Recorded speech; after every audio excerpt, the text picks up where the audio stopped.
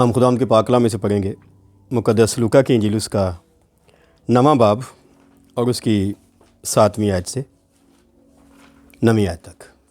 आपके पास बाइबल है तो खोलिएगा। लिखा है, और चौथाई मुल्क का हाकम हेरोदीस सब अहवाल सुनकर घबरा गया, इसलिए कि बाज़ कहते थे कि यूहन्ना मुर्दों में से जी उठा है, और बाज़ ये कि एलिया ज़ाहिर हुआ है, और बाज़ ये कि कदीम नबियों में से कोई जी उठा है। मगर हेरोदीस ने कहा कि यूहन्ना का तो मैंने सर कटवा दिया, अब ये कौन है जिसकी बाबत ऐसी बातें सुनता हूँ। पास उसे देखने की कोशिश में रहा। खुदावंद की बरकत उसके पाक कलाम के पढ़े और सुने जाने पर हो, आमीन। जब हम ये वाक़या पढ़ते हैं तो इससे पहले काफ़ी मामला जो हैं वो गुज़र चुके हैं। सबसे पहले गलील में मुनादी करने के लिए आया था यूहन्ना बपतिस्मा देने वाला। बेशक वो यरदन के पास बपतिस्मा देता था और बाद में आसपास के इलाकों में भी मुनादी करता था। और उसके बाद जब यूहन्ना शहीद हो गया तो यीशु मसीह उस कमी को पूरा करने के लिए आया था, इस इलाके में मुनादी करने के लिए। कहा जाता है कि यीशु मसीह ने गलील की मुनादी के 4 दौरे किए थे। पहले भी शायद 1-2 बार हमने अपनी क्लास में बात की हो। 2 का जिक्र मत्ती रसूल ने और 2 का मुक़द्दस लूका ने किया है। और पहला दौरा जो गलील की मुनादी का किया गया था वो यीशु ने और 12 शागिर्दों ने किया था मिलकर। और दूसरे दौरे में जिसका अभी मैं जिक्र कर रहा हूँ, लूका 9वें बाब की पहली आयत से, ये दूसरा दौरा है जिसमें 12 शागिर्द भेजे गए थे 2-2 करके। और इन शागिर्दों की मुनादी की शोहरत हेरोदीस तक भी पहुंची है। पहले जब यीशु ने शागिर्दों के साथ मुनादी की, वो भी और ये भी। और क्या पढ़ा गया? चौथाई मुल्क का हाकम हेरोदीस सब अहवाल सुनकर घबरा गया। मुनादी सुनकर घबरा गया। आज भी जब हमारी आवाज़ पहले मैगज़ीन के ज़रिए से या अब इन वीडियो मैसेजेस के वसीले से लोगों तक पहुंचती है तो लोग घबरा जाते हैं। क्यों? सच सुनना इतना आसान नहीं होता। फिर कोई कुछ कहता है, कोई कुछ कहता है। जब कहते हैं आओ जी भाजी बैठ के बात करते हैं, तो इतनी उनमें होती नहीं हिम्मत के बाद में सामने भी आए। तो आज हम इस शख्स के बारे में बात करेंगे जिसको यहाँ टाइटल दिया गया है हेरोदीस। ये हेरोदीस आज़म का बेटा था जिसके ज़माने में यीशु पैदा हुआ। थोड़ा सा मैं इसका ख़ानदानी पास मंज़र आपके सामने रखना चाहता हूँ ताकि जब हम अगली बातें करें तो हमें आसान हो। हेरोदीस ने बहुत सी शादियाँ की थीं और उन शादियों में से एक बीवी का नाम था मालथासे। इस खातून से उसके 2 बेटे पैदा हुए थे जिनका इंजील बयान करती है। एक था अरखलाउस और दूसरा था इंतपास, जिसका अभी हम जिक्र कर रहे हैं। और तीसरा बेटा जो उसका हाकम बना था बाद में, वो था फिलिप्पस। और फिलिप्पस जो था वो उसकी बीवी क्लोपत्रा से पैदा हुआ था। याद रहेगा? ठीक है। तो इस तरह से जब हम ये बात कर रहे हैं, हेरोदीस की मौत के बाद उसने जो वसीयत लिखी थी पहले वो पढ़ी गई और उसकी हुकूमत जो थी हेरोदीस आज़म की, उसके बेटों में तकसीम कर दी गई। आप लूका की इंजील के 30 बाब को शुरू से पढ़े तो वहाँ लिखा है कि तिबिरियुस कैसर की हुकूमत के 15वें साल जब ये हुक्मरान थे, पिलातुस यहूदिया का हुक्मरान था, और लिखा है हेरोदीस गलील का। इस तरह से फिलिप्पस बाकियों का जिक्र किया गया है। तो अपने बाप की मौत के बाद इन्हें मौका मिल गया। और बाप कब मरा था? मार्च 4 कबल मसीह में। ठीक है, यानी आप कह लें कि यीशु की पैदाइश के कुछ महीने बाद हेरोदीस आज़म मर गया था। उसके बाद अभी चूँकि यीशु मसीह की खिदमत का आधा हिस्सा गुजरा है, तो कितने साल मुनादी की? 3.5 साल। तो 30-32 साल हो गए हैं आप कहें उन्हें हुक्मरानी करते हुए। ठीक है, तो इस हुक्मरानी में उनकी जो शोहरत है वो काफ़ी फैली है। ये शख्स जिसका भी हम जिक्र कर रहे हैं ये है हेरोदीस इंतपास। और हुक्मरानी इतने साल करते हुए उसे कुछ शायद ज़्यादा ही खुद पे मान है कि उसने अपने भाई की बीवी से मरासम बढ़ा लिए हैं, बल्कि उसे छीन कर अपनी बीवी बना लिया है। ठीक है। और अगर आप मरकज़ की इंजील को पढ़ें तो उसमें आपको मिलेगा कि क्या हुआ था। आइए मेरे साथ देखें मरकज़ की इंजील उसका 6 बाब और उसकी 19-20 आयत। ये वाक़या इस इंजील में दूसरी तरह से लिखा गया है यूहन्ना बपतिस्मा देने वाले की मुनादी के सिलसिले में। तो 19 आयत कहती है, पास हेरोदियास उससे दुश्मनी रखती और चाहती थी कि उसे कत्ल कराए, मगर ना हो सका, क्योंकि हेरोदिस यूहन्ना को रास्तबाज और मुक़द्दस आदमी जानकर उससे डरता और उसे बचाए रखता था और उसकी बातें सुनकर बहुत हैरान हो जाता था, मगर सुनता खुशी से था। पीछे आप पूरी डिटेल पढ़ सकते हैं आयात में। ठीक है कि मैंने अभी शुरू में कहा कि यूहन्ना दरिया यरदन पर बपतिस्मा देता था, उसके गिरदोनवा में मुनादी करता था, और ये चूँकि गलील का हकम था तो आप अगर देखें वो मकाम जहाँ यूहन्ना बपतिस्मा देने वाला अपनी मुनादी करता था तो वो गलील के पास ही था। ठीक है। और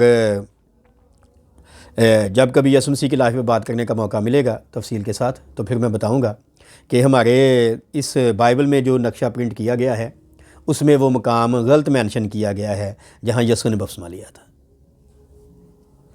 और जहाँ यसुह ने बपतिस्मा लिया था वो मकाम यसुह के घर से तकरीबन 20 मील के फासले पर था। तो कहने की बात ये कि यूहन्ना वहाँ पर बपतिस्मा देता था गलील के पास, और पास ही थोड़ी दूर ही गलील में इस बादशाह का महल था हेरोदिस का, क्योंकि ये गलील का हकम था। तो वो यूहन्ना को बुला लेता था अपने पास बातें सुनने के लिए, और मेरे ख्याल से बातें सुनने के लिए नहीं बल्कि कुछ कन्फर्मेशन के लिए, ताकि कोई राह निकल आए कि मैं अपने भाई की बीवी को रख लूँ हमेशा के लिए। ठीक है। होता ना कई दफ़ा लोग खादमों को बुलाते हैं, भाई जी आ तो दस्यो सूद लैना हराम है कि हलाल है, भाई जी आ किस्त वाली दुकान पा सकते हैं, भाई जी इन्ना इंटरेस्ट लै सकते हैं। ठीक है। तो उसने भी, मैं ये समझता हूँ कि शायद इसलिए, तो जब वो वहाँ जाता था महल में तो हेरोदियास भी वहीं थी ना, तो अभी हमने पढ़ा वो उससे दुश्मनी रखती थी और मौका ढूंढ रही थी कि किसी तरह ये मुद्दा जो है ख़त्म किया जा सके। तो क्या हुआ, हेरोदियास उससे दुश्मनी रखती थी और चाहती थी कि उसे कत्ल कराए, मगर ना हो सका, क्योंकि हेरोदिस यूहन्ना को क्या जानता था, पहली बात रास्तबाज, दूसरी बात मुक़द्दस आदमी, तीसरी बात उसे डरता था, चौथी बात उसे बचाए रखता था, और पांचवी बात उसकी बातें सुनकर हैरान हो जाता था, और छठी बात सुनता खुशी से था। ये है उसका रवैया, इतना सीधा नहीं था। ठीक है। अंदर खाते वो भी चाहता था पर डरता था। ठीक है। और यूसिफस कहता है क्यों डरता था, क्योंकि यूहन्ना बहुत मशहूर हो गया था। उसे डर लगता था अगर मैंने इसको कुछ किया तो फिर लोग मुझे नहीं छोड़ेंगे। ये यूसिफस का ख्याल है। बहरहाल यहाँ तो नहीं लिखा, लेकिन ये आयत ज़रूर बताती है कि डरने का सबब क्या था। उसे मुक़द्दस जानता था ना, तो खुदा का बंदा है ना, इसलिए डरना चाहिए। आजकल तो खुदा के बंदे को डरदा ही नहीं कोई, बल्कि लोग खुदा के बंदे उल्टा डराते हैं। ठीक है। और पहली बात जो यहाँ इस सारे बयान से या तमहीद से जो मैंने आपके सामने रखी, मैं कहना चाहता हूँ कि वो खुशी से कलाम सुनता है, कलाम का मुश्ताक है। बहुत से लोग आज भी हमें बुला लेते हैं किसी सवाल का जवाब पूछने के लिए, हम उन्हें बताते हैं कि भाईजान ये जवाब है, फिर वो हमारे साथ मुतफिक नहीं होते, बल्कि मुखालफत कर देते हैं कि नहीं भाई जी अंज नहीं अंज। काफ़ी वक्त पहले नासर कॉलोनी में एक भाई हैं, आजकल वो बड़ा रूहानी बन गया है, तो उसने मुझे बुलाया। उसने कहा जी वो आप मेरे भाई के दोस्त हैं तो मैं आपसे को मशवरा करना चाहता था। पहली बात तो मैं आपको बुलाना नहीं चाहता था। शाबाश, मैं क्या, फिर क्या हुआ? फिर मैंने दुआ की, खुदा ने मुझे कहा कि वही जवाब देगा। खैर मैं गया, मैं और भाई अमजद गए दोनों। तो उसने छोटी वो पानी की बोतल्स रखी हमारे लिए। मैंने कहा नहीं अभी ज़रूरत नहीं। तो बातें कर रहे, तो मैंने कहा हाँ जी सवाल क्या है? उसने कहा सवाल ये है, क्या मैं अपनी दाय की खुद इस्तेमाल कर सकता हूँ? उसे लगा कि मैं कह दूँगा कर लो जी, की फ़र्क पैंदा। तो मैंने कहा नहीं भाईजान, आप नहीं कर सकते। उसने कहा ये फ़लाँ चर्च हमारे महल्ले में पादरी रफ़ीक साहब, तो मैं उनके चर्च में दायगी देता था। तो मैंने कहा अब क्या हुआ? नहीं अब मैं समझता हूँ नहीं देनी चाहिए। मैं फिर क्या, फिर कोयटे से पाली साहब आए, मैं उनको दायगी देता था। तो फिर जी मैंने उनके लिए एक दिन दुआ की, तो मुझे लगा कि पादरी साहब की ज़िंदगी तो गटर कर गई, इसलिए मैं अब उसको नहीं देता। तो मैंने कहा भाईजान आप इतने सख्त लफ्ज़ बोल रहे हैं, आपको किसने हक दे दिया? तो सर जी असल में मैं पूछना चाहता हूँ कि मैं भी तो दुआ करना वा, लोगों को शिफा हो जाती है, मैं दया जी कि आप ही खर्च कर सकना वा? मैं क्या नहीं भाईजान, मैं क्यों नहीं कहता कर सकता। मैं क्या भाईजान, कुछ खिदमत होती है क़यादत करने वाली, कुछ खिदमत होती है मदद करने वाली, यानी कुछ लीडिंग खिदमत है, कुछ सपोर्टिंग है। तो आप जो मर्ज़ी कह लें, आप सपोर्टिंग खिदमत में आते हैं, लीडिंग में नहीं आते, आप नहीं ले सकते। ठीक है, तो फिर क्या नतीजा निकला? उसने फिर मतलब ऐसे ही समझ ले हमें कह दिया कि बस हुण जाओ तुसीं इत्थों। तो पानी जगह टेबल पर पिया ही ना, चुक के पिछे उन्हें ना अपने मेज़ के दराज चक लिया। मैं कहा भाई ये पानी तो नहीं हम पी गए, लेकिन ऐसा होता है। आप सुनना चाहते हो सुने ना, फिर खुदा का कलाम सुनते हैं तो सुनाया नहीं जा रहा। खुदा ने आपको कहा है कि उसको बुलाओ, जवाब दे देगा, तो जवाब दे दिया मैंने। अब क्या मसला हुआ? तो ये भी खुशी से सुनता है ना जी, पर वो चाहता है कि कंप्रोमाइज़ हो जाए किसी तरह हमारे साथ हैं। यूहन्ना कोई आइंदी ऐत काट दे बाइबल चो, या कहे जी मुझे खुदा ने कहा है ये कह दो, मेरी कोई सहूलत निकल आए, ऐसी नहीं होता। और मुश्ताक है जी, पर बात बनी नहीं है। ठीक है, और यसू ने एक तमसील दी थी मत्ती की इंजील के 12वें बाब में। उसने बीज बोने वाले की तमसील दी। उसने कहा कुछ बीज पथरीली ज़मीन में गिरा, क्या हुआ? जल्दी उगाया, पर जड़ नहीं थी, इसलिए जब धूप निकली तो सूख गया। यसू ने खुद ही वजाहत की। उसने कहा ये वो लोग हैं जो खुशी से कलाम को कबूल कर लेते हैं, पर जब मुसीबत आती है तो फिर भाग जाते हैं। यही इसका हाल है। ठीक है, मतलब यूहन्ना नूं चंगा तो समझदा है, पर बीवी तो डरदा भी है। ठीक, और इसलिए कुछ फ़र्क नहीं पड़ता है इस तरह से कलाम पाक सुनने के लिए। दूसरी बात है कि वो अनाप्रस्त है। अनाप्रस्त समझते हैं ना, जिन्हें अपनी अना पर बहुत मान होता है, या जो समझते हैं जो मैंने कह दिया ये पत्थर पे लकीर हो गई है, अब कोई टाल नहीं सकता, टालेगा तो फिर मैं तो नाराज़ ही होना। और अगर आप मरकज़ की इंजील 6 बाब को पढ़ें और उसके साथ मत्ती की इंजील का 14वां बाब पढ़ें, तो आपको मिलेगा इसकी अनाप्रस्ती के बारे में। आइए देखते हैं हवाले। तो मरकज़ की इंजील उसका 6 बाब 21 आयत लिखा है, और मौके के दिन जब हेरोदिस ने अपनी सालगिरह में अपने अमीरों और फौजी सरदारों और गलील के रईसों की ज़ियाफ़त की, और उस हेरोदियास की बेटी अंदर आई और नाच कर हेरोदिस और उसके मेहमानों को खुश किया, तो बादशाह ने उस लड़की से कहा कि जो चाहे मुझसे मांग, मैं तुझे दूंगा। और उससे कसम खाई कि जो तू मुझसे मांगेगी मैं आधी सल्तनत तक तुझे दे दूंगा। और उसने बाहर जाकर अपनी माँ से कहा, मैं क्या मांगूँ? उसने कहा, यूहन्ना बपतिस्मा देने वाले का सर। वो फिलफौर बादशाह के पास जल्दी से अंदर आई और उससे अर्ज़ की कि मैं चाहती हूँ कि तू यूहन्ना बपतिस्मा देने वाले का सर एक थाल में अभी मुझे मंगवा दे। बादशाह बहुत गमगीन हुआ, मगर अपनी कस्मों और मेहमानों के सबब से उससे इनकार करना ना चाहा। बस बादशाह ने फिलफौर एक सिपाही को हुक्म देकर भेजा कि उसका सर लाए। उसने जाकर कैद खाने में उसका सर काटा और एक थाल में लाकर लड़की को दिया, और लड़की ने अपनी माँ को दिया। और फिर अगली कहानी लिखी। अनाप्रस्त है कि नहीं? पहले क्या है? डरता है, रास्तबाज समझता है, खुशी से कलाम सुनता है, हैरान हो जाता है। अब क्या हो गया जी? सोमकस कहता है जी मौके के दिन। मौका क्या है? सालगिरह का दिन। सालगिरह पर उसने आसपास के सब सरदारों को, अमीरों को, फ़ौजी सरदारों को, गलील के रईसों को, यानी अशराफिया को बुलाया है। ठीक है, और डांस के लिए किसको बुलाया है? अपनी सौतेली बेटी को। लोग कहते हैं इसका नाम सलोमी था। और वो अंदर आई है और उसने क्या लिखा है, हेरोदीस को और उसके मेहमानों को खुश किया। इतना अच्छा डांस किया उसने। और इस खुशी के मौके पर या बादशाह ने खुश होकर लड़की से कह दिया है, जो मांगेगी दूंगा, यहाँ तक कि अगर आधी सल्तनत भी मांगेगी तो वो भी दे दूंगा, छोटी बात नहीं है। पर उसने कहा ओके जी ठहरो ज़रा मैं बताती हूँ। वो गई है अंदर माँ के पास। माँ ने कहा ऐसा कर दे। उसने कहा जी मुझे यूहन्ना बपतिस्मा देने वाले का सर चाहिए। तो क्या पड़ा है जी, बादशाह गमगीन हुआ मगर अपनी कसमों और मेहमानों के सबब से उसको इनकार करना ना चाहा। ठीक है जी, अपनी कसमें वादे ज़्यादा भारी हो गए हैं खुदा के खादम की इज़्ज़त से। ठीक है, और उसने कहा दे दिया जाए जी, तो दे दिया गया। ये है उसकी ज़िंदगी कि अनापरस्ती में लोग कहाँ तक चले जाते हैं।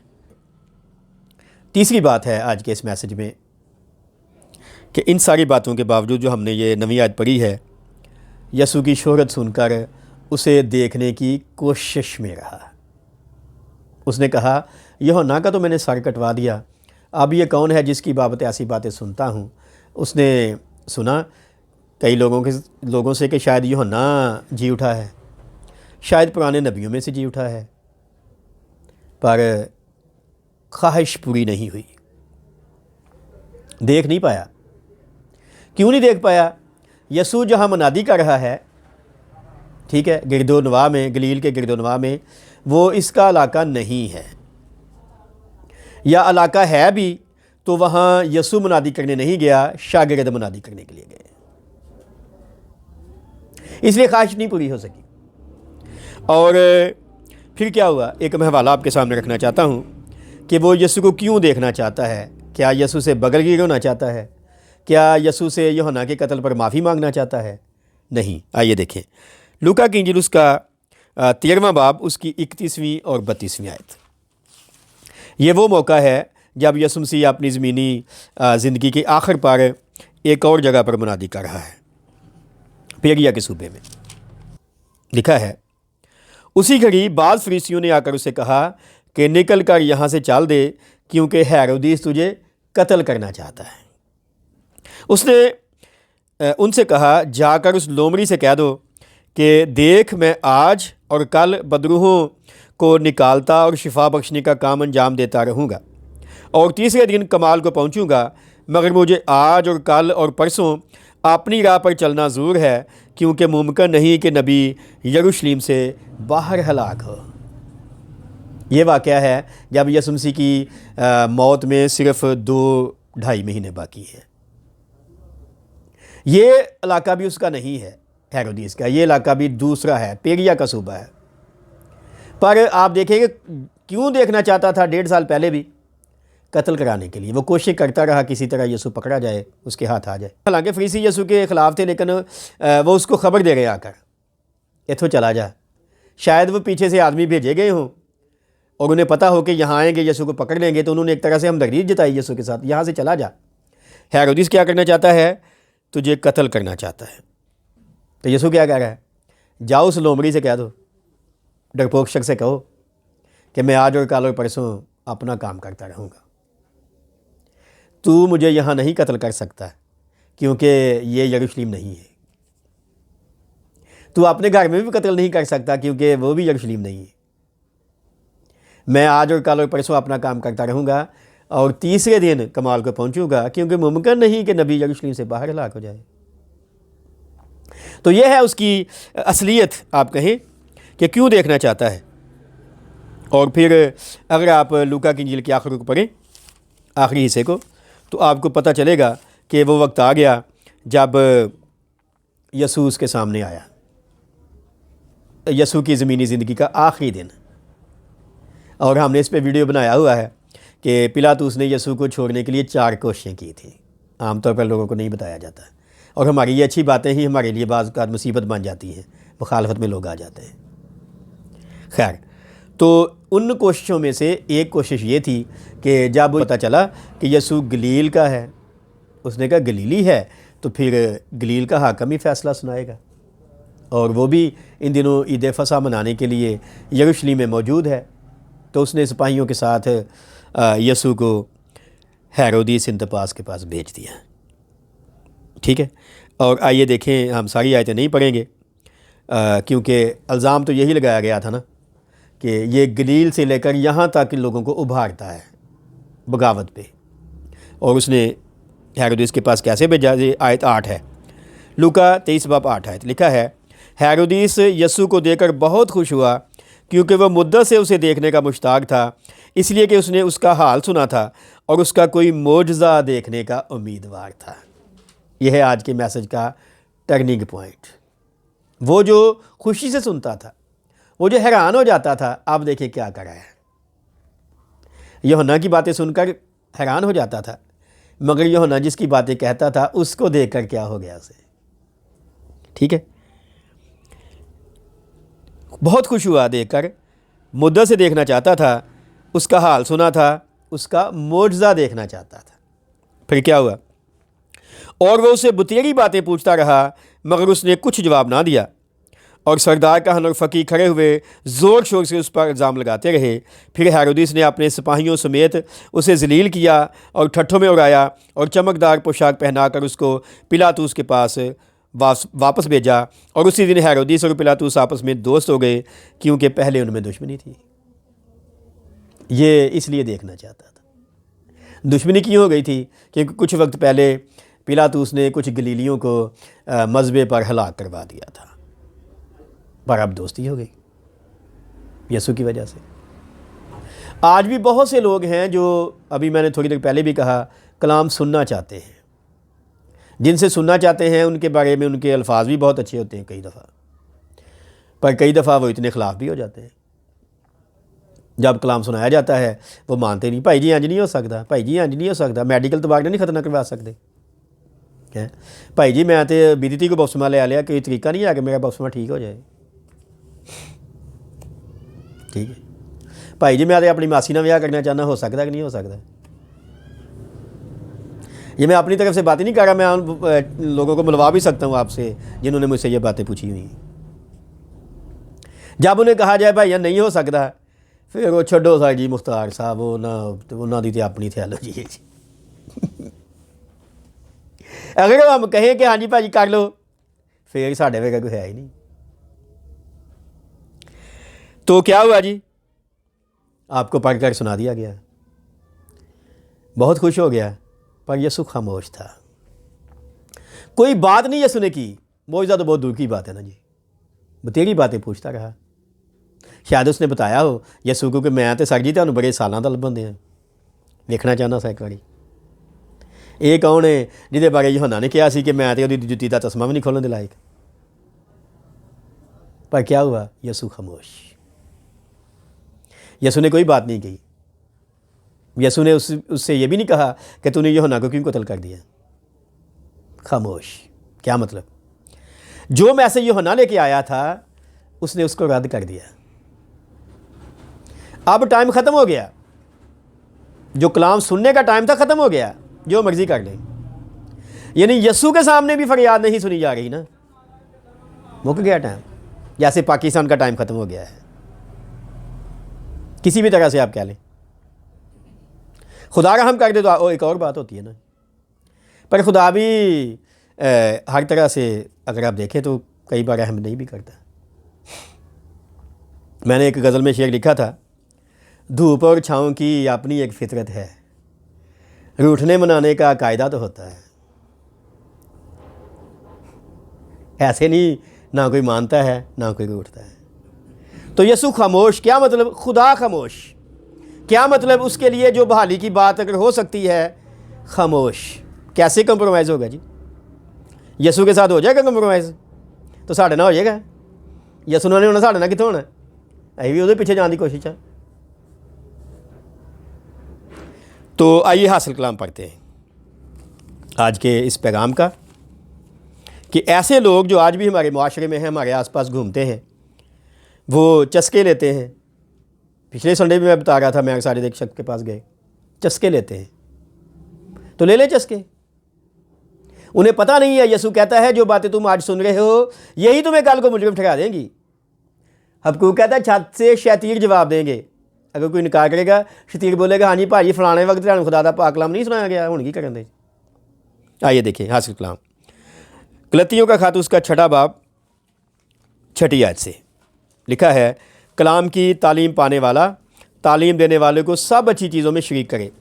फरेब ना खाओ, खुदा ठट्ठों में नहीं रोया जाता, क्योंकि आदमी जो कुछ बोता है वही काटेगा। जो कोई अपने जिस्म के लिए बोता है वो जिस्म से हलाकत की फसल काटेगा, और जो रूह के लिए बोता है वो रूह से हमेशा की ज़िंदगी की फसल काटेगा।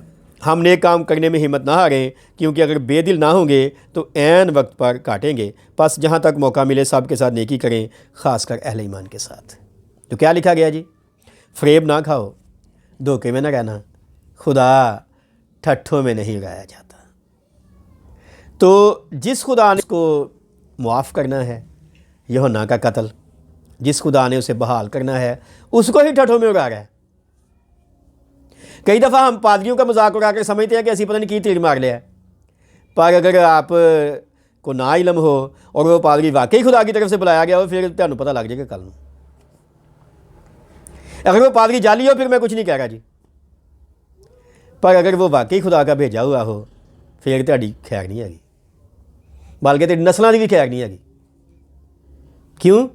क्योंकि जब पुराने हनामे में हम पढ़ते हैं, वो फरिश्ता जो इसराइलियों के आगे आगे चलता था, दिन को बादल बन जाता था, रात को आग का सतून बन जाता था, तो खुदा ने कहा उसका इनकार मत करना, मेरा नाम उसमें रहता है, करोगे तो मर जाओगे।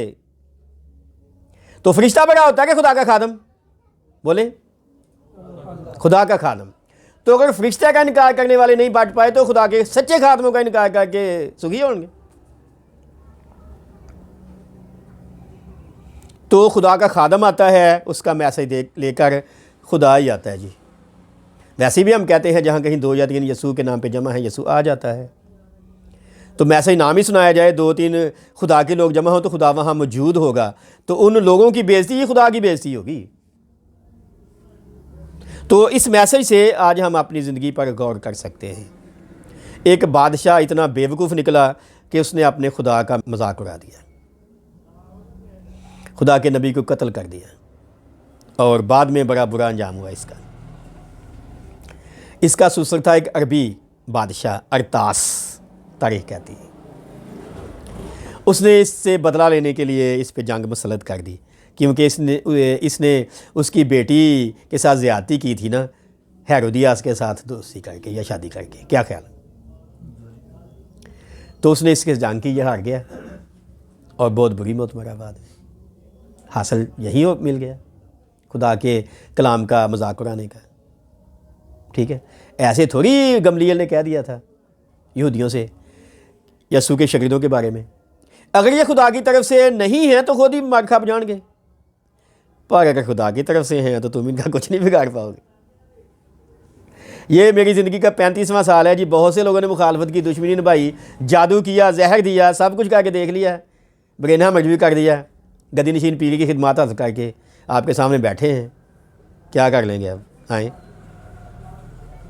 आपको लगता ना मैं सेकुलर हूँ, आपको लगता है मैं गैर रूहानी हूँ, मुझे गैर ज़बान नहीं आती, ऐसा है तो आए ना, बैठे बात करते हैं ना जी, देखते हैं। और जो कुछ आपने किया है आपको जवाब देना पड़ेगा जी। सिर्फ मेरी बात नहीं है, जो भी खुदा का सच्चा खादम, झूठा नहीं सच्चा। पिछली बार हम मलाकी किताब में से बात कर रहे थे, अगली दफ़ा फिर वहीं से हम बात शुरू करेंगे। बीच में आज हम ये मैसेज दे रहे हैं, बेशक थोड़े हों, एक हो, सच्चा काहन है तो बहाली भी आ सकती है, लानत भी आ सकती है। और मैं इन दिनों कहता हूँ शायद खुदा ने बहुतों की अदालत के लिए अभी हमें ज़िंदा रखा हुआ है। सो आज का कलाम हमें सिखाता है, जब खुदा आता है अपने लोगों की वजह से तो कलाम खुशी से सुनते हैं तो उसे मान लें। जिन्होंने कलाम सुनाया क्या पढ़ा? कलाम की तालीम पाने वाला तालीम देने वालों को अच्छी बातों में शरीक करें। तो जिन्होंने कलाम सुनाया है उनको कबूल करें, उनको उनकी इज़्ज़त करें। ये नहीं कि उनका ही मजाक उड़ा दें, उनकी बेइज्जती कर दें। जैसे हमारे तालिब इल्मों ने बहुतों ने हमारे साथ आज तक किया हुआ है, आपको पता ही। और जब मैसेज मिला है तो मान लें, गलती की है, गुनाह किया है तो यूहन्ना के सामने माफ़ी मांग लें कि मैं अपनी भाभी को वापस कर रहा हूँ, अपने भाई को।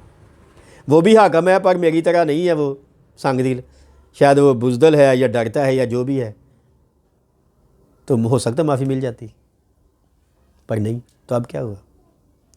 तो इस वीडियो के तवज्जो से मैं कह रहा हूँ, जब जितने भी साल हमें गुजरे हैं मुनादी करते हुए, जिन्होंने हमारा मैगज़ीन पढ़ा, हमारी बातें सुनी, इस वीडियो को देखा, आपके पास खुदा का पाक कलाम पहुँचा, कबूल कर ले।